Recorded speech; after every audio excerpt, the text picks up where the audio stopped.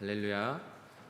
오늘도 하나님의 은혜와 사랑과 성령 충만하심이 우리 성도님들의 삶과 가정에 충만하시기를 간절히 축원합니다.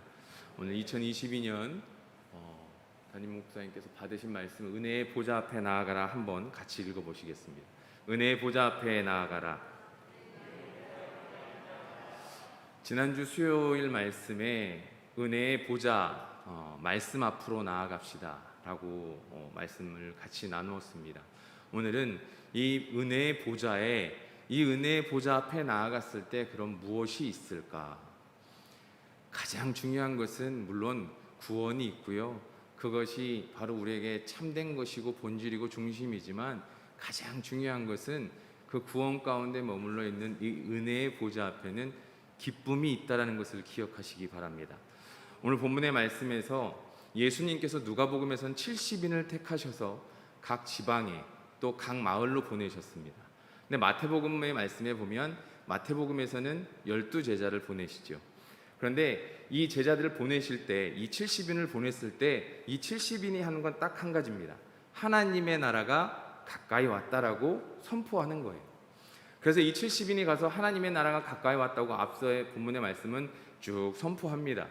선포하고 나서 쭉 돌아왔는데 이제 17절에 보시면 제자들이 돌아왔는데 제자들이 이 70인이 어떤 마음이냐면, 같이 봉독하시겠습니다. 시작. 70인이 기뻐하며 돌아와 이르되 주여, 주의 이름이면 귀신들도 우리에게 항복하더이다.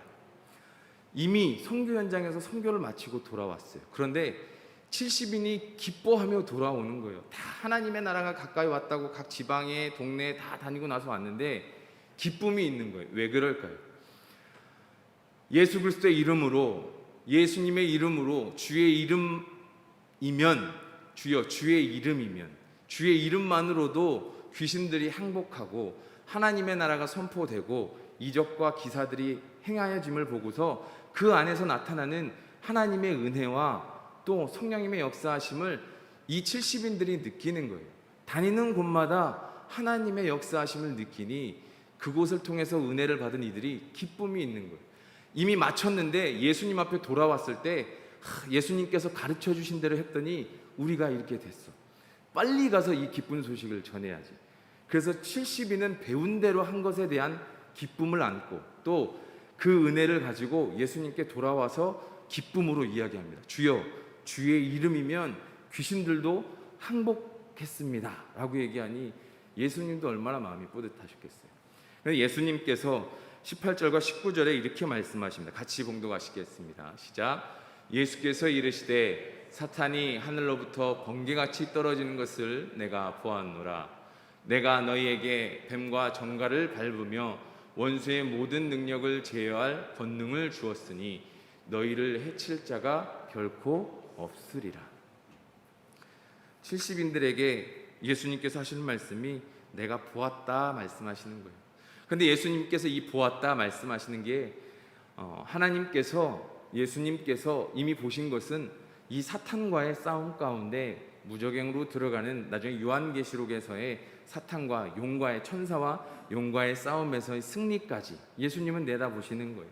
그런데 예수님께서 말씀하실 때에 이뿐만 말씀하시는 게 아니라 내가 너희에게 뱀과 정갈을 밟으면 뭘 주시냐면 원수의 모든 능력을 제어할 권능을 주었으니 너희를 해칠 자가 결코 없으리라.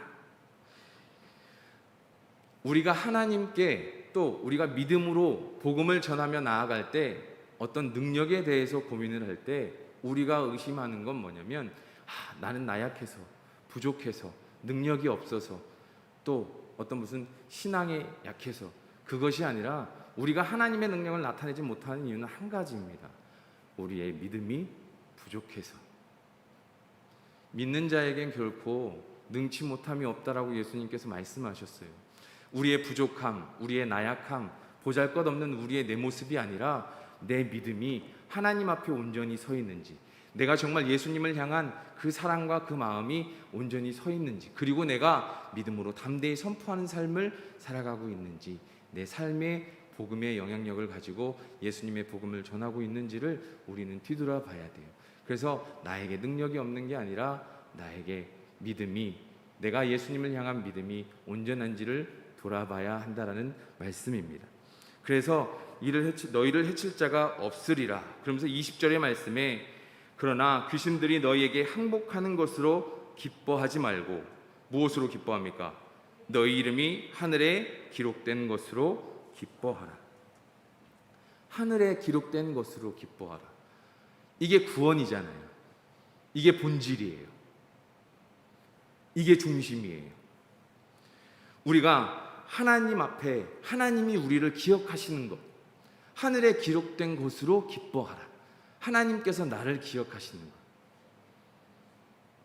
하나님이 나를 기억하시고 나와 함께 하시는 것, 나와 동행하시는 것, 그게 우리가 기뻐해야 될 이유라는 거예요. 예수님께서 제일 많이 말씀하시는 게 뭐냐면 기사와 이적과 표적을 쫓아다니는 이들에게 계속 말씀하시는 거예요. 그게 중요한 게 아니라는 거예요. 그것들을 쫓지 말라는 거예요. 하나님을 바라보라는 거예요. 하나님을 바라보고 진실된 하나님을 따라 살라는 거예요. 이적과 기사와 표적을 따르지 말라는 거예요.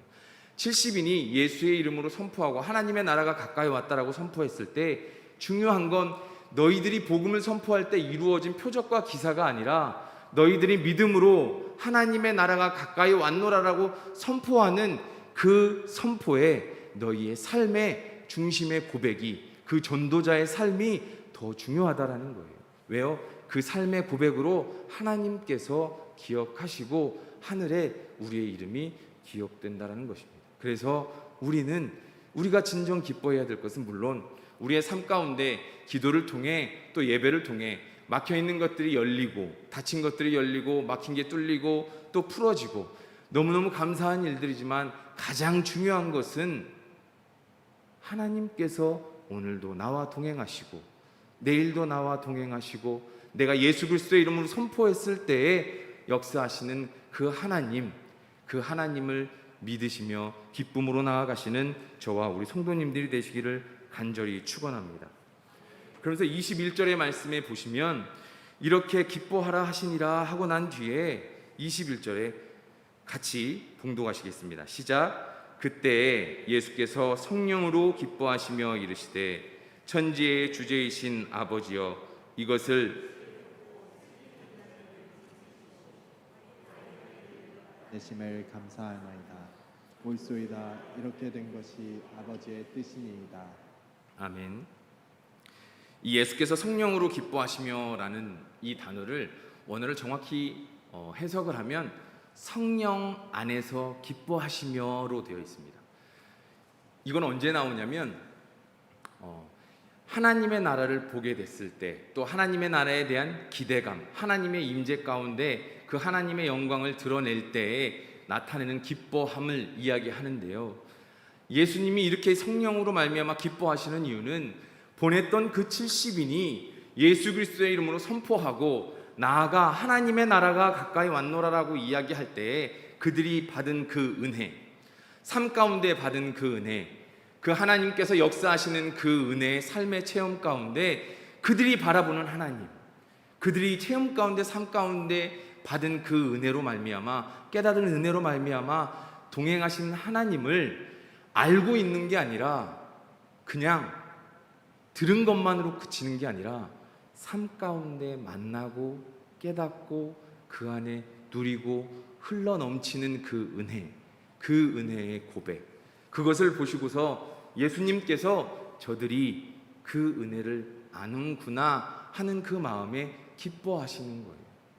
예수님께서 성령 안에 기뻐하시며 천지의 주제이신 아버지 이것을 지혜롭고 슬기 있는 자들에게는 숨기시고, 지혜롭고 슬기 있는 자들에게라고 이야기하면 당시에 물론 율법의 지도자들, 종교의 지도자들 뿐만 아니라 지식 있는 자들, 물론 그들을 통해서 그들이 많이 알 수도 있을 것 같지만 오히려 그들이 아니라 주어지는 말씀은 어린아이들에게 나타내심을 감사하나이다 라고 예수님께서 말씀하십니다. 옳소이다. 이렇게 된 것이 아버지의 뜻이니이다.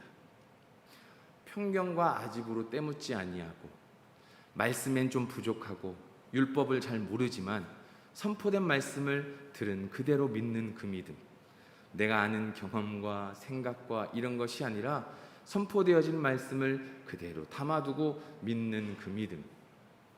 영성훈련을 가면 생각하는 훈련을 되도록 하지 않습니다.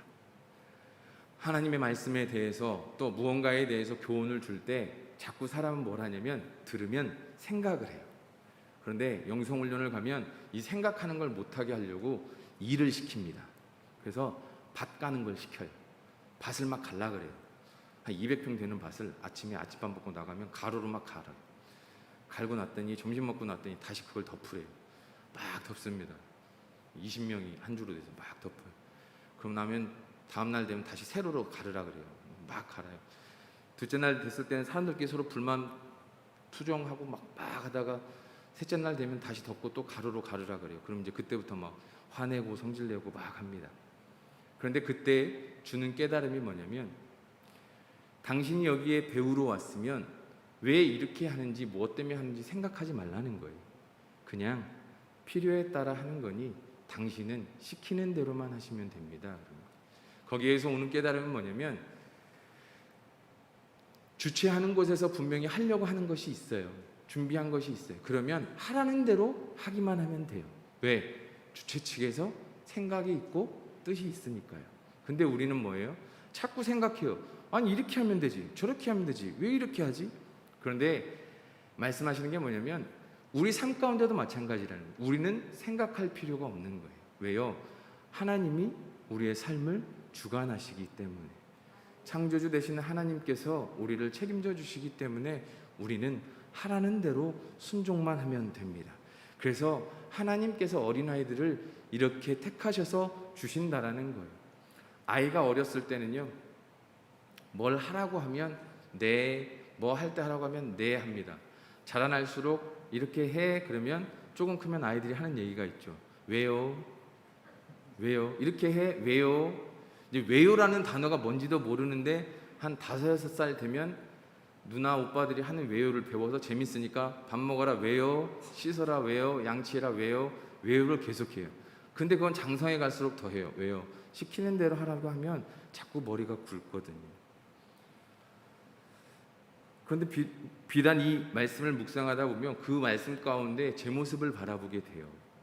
내 스스로, 내 경험으로, 내 생각으로 하고 있는 제 모습을 바라보면서 참 교만하고 하나님 앞에 서지 못하고 참 그래봤자 하나님 앞에 얼마 되지도 않는 삶 가운데 참 교만했구나, 이런 생각을 하게 됩니다. 그런데 오늘 말씀 가운데 어린아이에게 나타나심을 감사하나이다, 올소이다, 이렇게 된 것이 아버지의 뜻이니이다. 모든 구약의 말씀을 다 통틀어서 보면 하나님은 늘 능력 있는 사람, 똑똑한 사람, 지혜 있는 자를 쓰시는 게 아니었어요. 하나님은 늘 부족하지만, 나약하지만, 힘없지만, 남들 앞에 서기 싫어하지만 그래도 뭐가 있는 사람이요? 민족을 사랑하고 나라를 사랑하고 하나님을 향해 있는 사람을 꼭 하나님께서는 쓰셨어요. 그래야 내가 했습니다라고 하지 않거든요. 그래서 어린아이들에게 무언가를 해주면 어린아이들은 그래요. 우리 아빠가 해줬는데. 저희 딸도 그래요. 학교 이렇게 가면 저 멀리서 보면 친구들을 막 불러요. 우리 아빠야. 근데 저희들이 그러지 않을까요? 우리가 어린아이와 같은 믿음이라면 다 컸을 때는 내가 했다라고 얘기하지만 어린아이들은 부모님들이 뭘 해주면 부모님을 자랑해요. 어린아이와 같은 믿음으로 예수님의 이름을 선포하고 하나님의 나라를 선포하고 예수의 이름으로 우리의 삶으로 하나님의 나라를 나타내시는 저와 우리 성도님들이 되시기를 간절히 축원합니다. 아버지께서 모든 것을 내게 주셨으니 22절에 아버지 외에 아들이 누구인지 아는 자가 없고 아들과 또 아들의 소원대로 계시를 받는 자 외에는 아버지가 누구인지 아는 자가 없나이다 하시고, 이 말은 뭐냐면 봐도 알지 못하고 들어도 깨닫지 못한다라는 거예요. 아들을 아는 건 아버지밖에 없고 아버지를 아는 건 아들과 아들의 소원대로 계시를 받은 자들밖에 없다라고 22절에 이야기합니다. 그런데 이 이야기를 하신과 동시에 이게 이제 누가복음의 특수인데요. 23절과 24절은 누가복음에만 나옵니다. 마태복음에서는 다른 본문이 나오는데요. 누가복음에서 23절과 24절에 같이 봉독하시겠습니다. 시작. 제자들을 돌아보시며 조용히 이르시되 너희가 보는 것을 보는 눈은 복이 있도다. 내가 너희에게 말하노니 많은 선지자와 임금이 너희가 보는 바를 보고자 하였을 때 보지 못하였으며 너희가 듣는 바를 듣고자 하였을 때 듣지 못하였느니라. 제자들을 돌아보시며 조용히 말씀하시는 거예요. 너희가 보는 것을 보는 눈은 복이 있도다.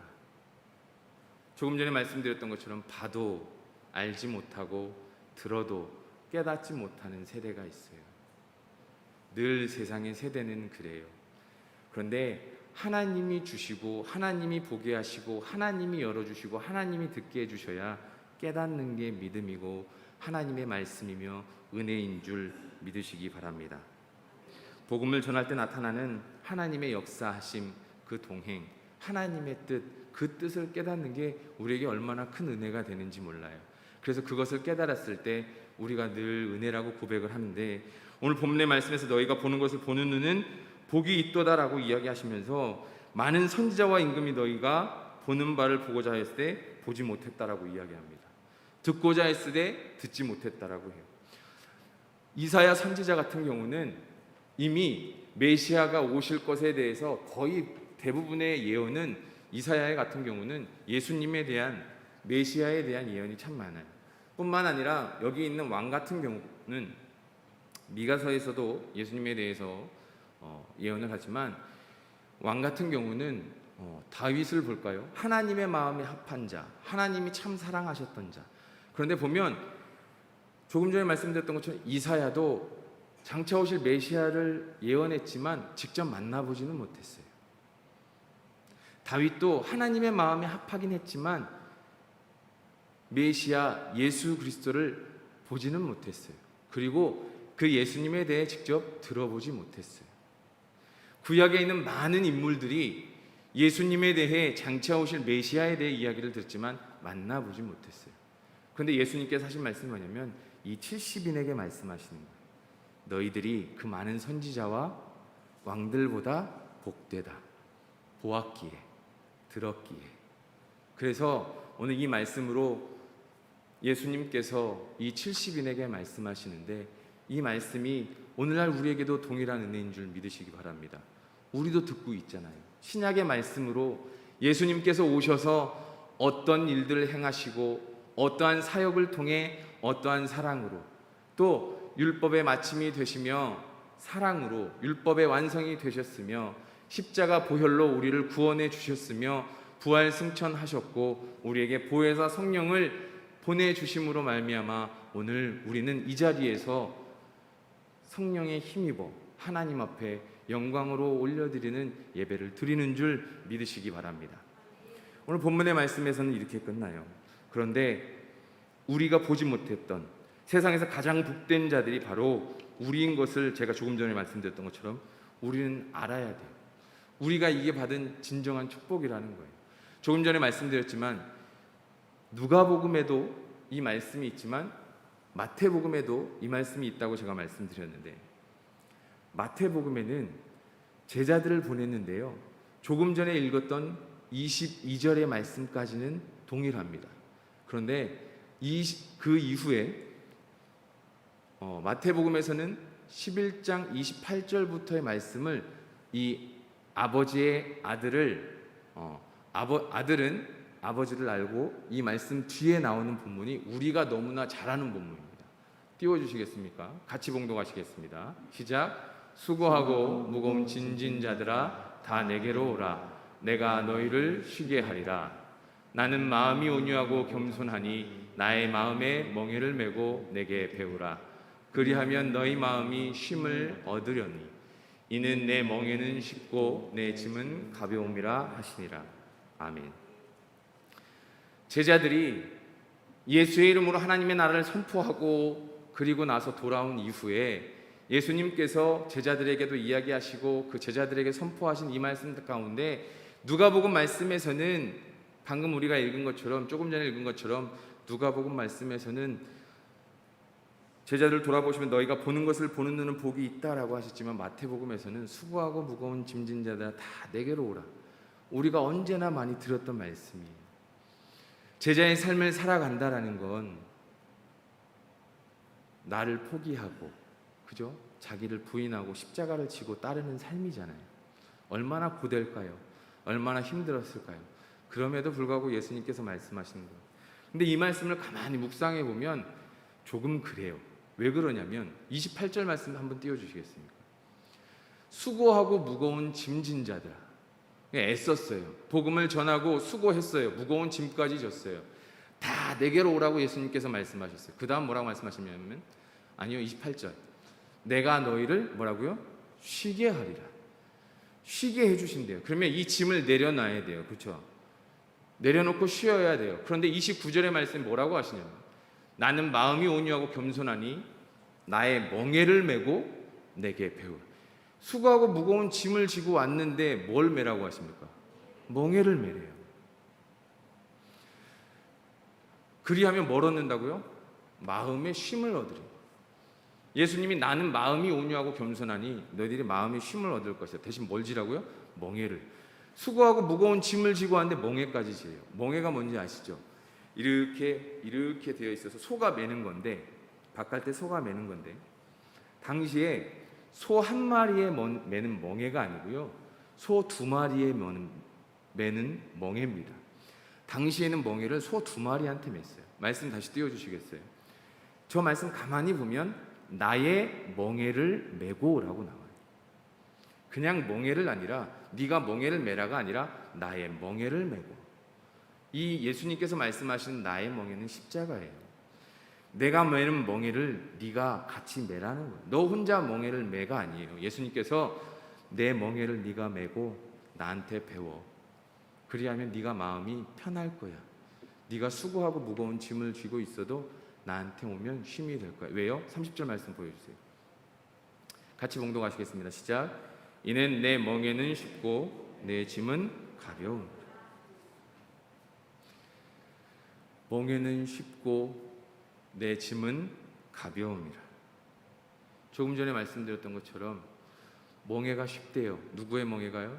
예수님의 멍에가, 십자가의 멍에가. 십자가의 멍에가 쉽습니까? 아니요. 세상의 멍에는 어떨까요? 내 멍에는 쉽다라고 하면 세상의 멍에는 어렵다라는 거예요. 내 짐이 가벼우면 세상의 멍에는 무겁다라는 거예요. 사랑하는 성도 여러분, 오늘 말씀 가운데 예수님께서 우리에게 주신 하나님의 나라를 선포하는, 복음을 선포하는 자들에게 주시는 이 말씀을 기억하시기 바랍니다. 우리가 삶을 살아가면서 우리에게 중요한 것은 예수님의 나의 멍에를 메라고 하셨어요. 근데 그 멍에를 그냥 메면 무거워요. 힘들어요. 근데 뭘 하라고요? 나에게 배우라. 나에게 배우라. 세 가지의 중요한 만남이 있다라고 합니다. 첫 번째의 만남은 부모와 자식의 만남이라고 해요. 두 번째로 중요한 만남은 부부의 만남이라고 합니다. 세 번째 중요한 만남은 스승과 제자의 만남이라고 해요. 오늘 제자들이 예수님을 만난 것은 그들의 삶 가운데 있어서 가장 중요한, 그 무엇과도 비교할 수 없는 가장 큰 선물이고 기쁨이 아닐까 합니다. 오늘 이 기쁨이 우리에게도 동일한 기쁨이 되기를 간절히 축원합니다. 조금 전에 있는 것처럼, 왜요? 예수님 앞에 나오면, 예수님 앞에 나아가면 우리는 알게 돼요.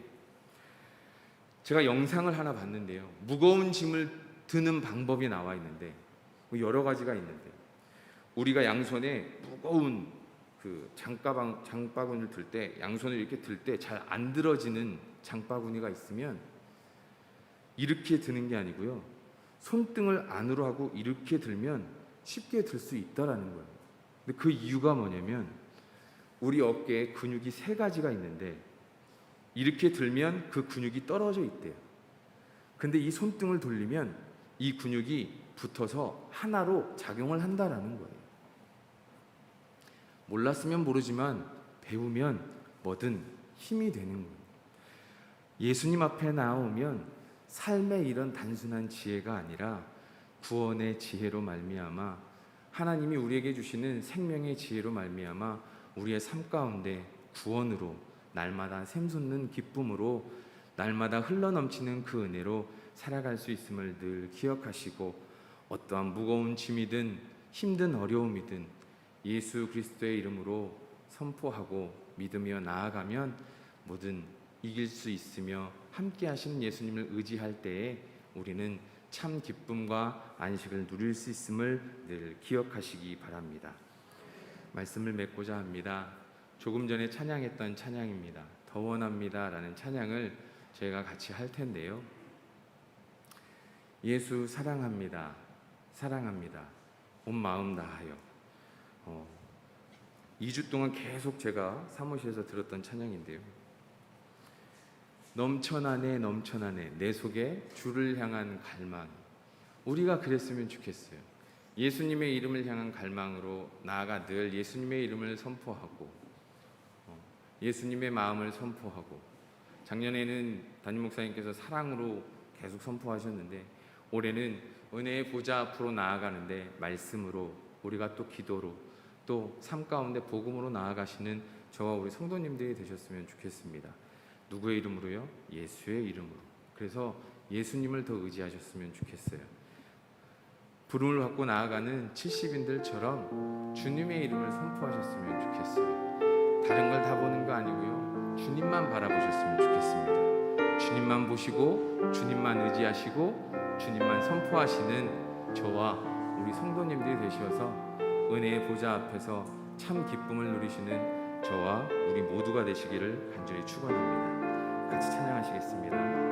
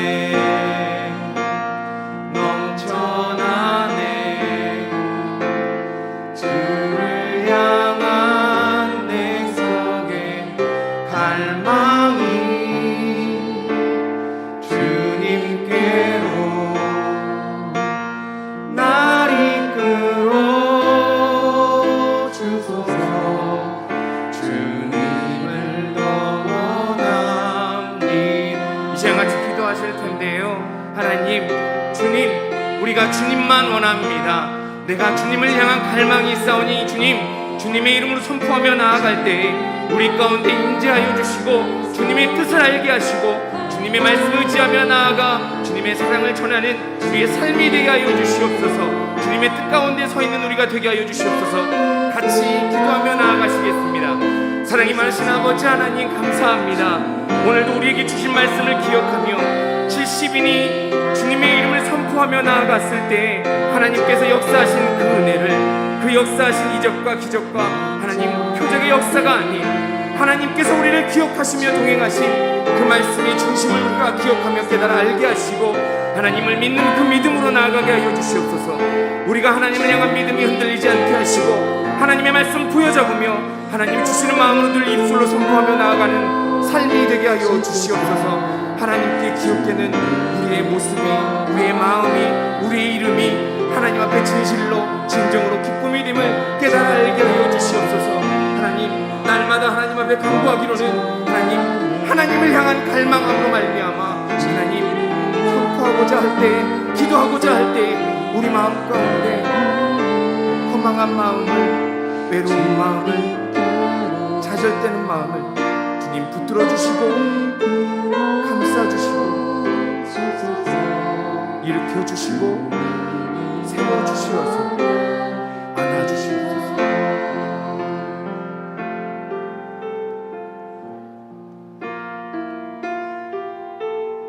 사랑과 은혜가 풍성하신 아버지 하나님 감사합니다.